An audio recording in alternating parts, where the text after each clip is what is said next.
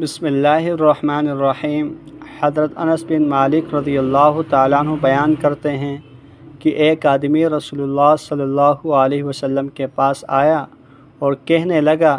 اے اللہ کے رسول، جانور یعنی قحط سالی کی بنا پر ہلاک ہو گئے اور راستے منقطع ہو گئے، اللہ تعالیٰ سے بارش کی دعا کیجیے۔ رسول اللہ صلی اللہ علیہ وسلم نے دعا فرمائی تو اس جمعے سے اگلے جمعے تک مسلسل بارش ہوتی رہی۔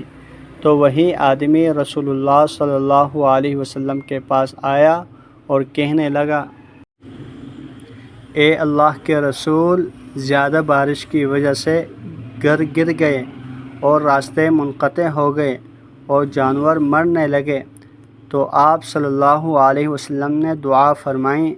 اے اللہ، پہاڑوں کی چوٹیوں پر، ٹیلوں پر، وادیوں کے نشیب نالوں اور جنگلات میں بارش برسا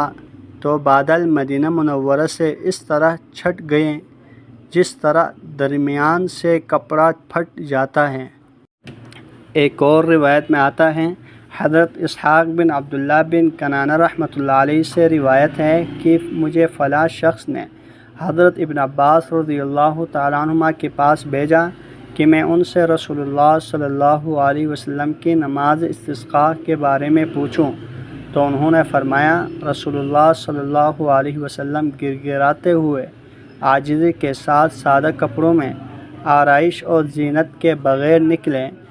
آپ صلی اللہ علیہ وسلم نے تمہارے اس خطبے کی طرح خطبہ نہیں دیا، پھر 2 رکعتیں پڑھی۔